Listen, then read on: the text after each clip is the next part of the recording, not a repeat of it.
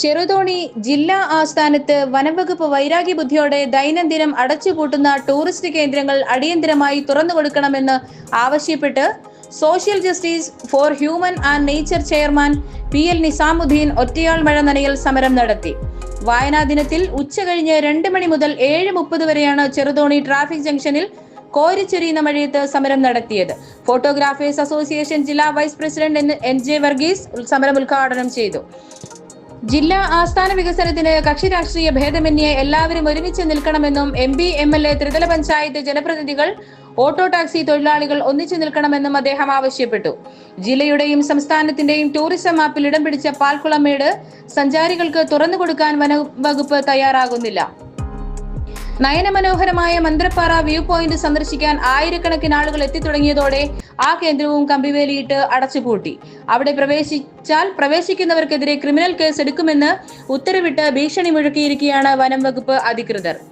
കുളമാവണക്കെട്ടിന് മുകളിലൂടെ അരനൂറ്റാണ്ടായി വാഹനയാത്രയും കാൽനടയാത്രയും അനുവദിക്കുമ്പോൾ ഇടുക്കി പദ്ധതിയുടെ ഭാഗമായ ചെറുതോണി, ഇടുക്കി ആർച്ച് ഡാമുകൾ കാൽനടയായി പോലും കാണാൻ KSEB അനുവദിക്കുന്നില്ല.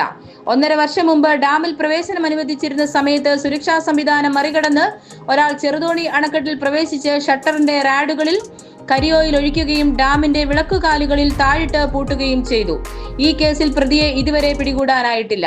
ഇതിന്റെ പേരിൽ സുരക്ഷാ ചുമതലയുണ്ടായിരുന്ന പോലീസ് ഉദ്യോഗസ്ഥരെ സസ്പെൻഡ് ചെയ്തതല്ലാതെ യാതൊരു നടപടിയും ഉണ്ടായില്ല. ഇടുക്കി ചെറുതോണി അണക്കെട്ടുകൾക്ക് ആവശ്യമെങ്കിൽ സംസ്ഥാന സർക്കാരിന്റെ സുരക്ഷയ്ക്ക് പുറമെ ആവശ്യമെങ്കിൽ കേന്ദ്ര സുരക്ഷാ ഉദ്യോഗസ്ഥരുടെ സഹായം തേടി തുടർച്ചയായി സഞ്ചാരികൾ തുടർന്നു കൊടുക്കാൻ സംവിധാനം ഉണ്ടാകണമെന്നും ജില്ലാ ആസ്ഥാന വികസനത്തിന് തടസ്സമായി നിൽക്കുന്ന കാര്യങ്ങളിൽ വനം, ടൂറിസം, വൈദ്യുതി വകുപ്പ് മന്ത്രിമാരും വകുപ്പ് തല മേധാവികളും അടിയന്തരമായി ഇടപെട്ട് യുദ്ധകാല അടിസ്ഥാനത്തിൽ പരിഹാരമുണ്ടാക്കണമെന്ന് ഒറ്റയാൾ മഴ നനയൽ സമരത്തിലൂടെ PL നിസാമുദ്ദീൻ ആവശ്യപ്പെട്ടു.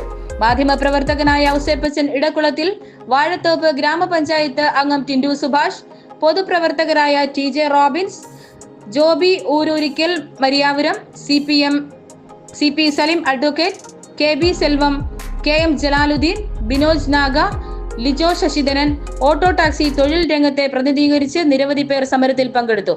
മലബാർ മീഡിയ ന്യൂസിന് വേണ്ടി ധന്യമോൾ, കൊച്ചിയിൽ നിന്നും. ശക്തമായി ഞാൻ ആഗ്രഹിക്കുകയാണ്.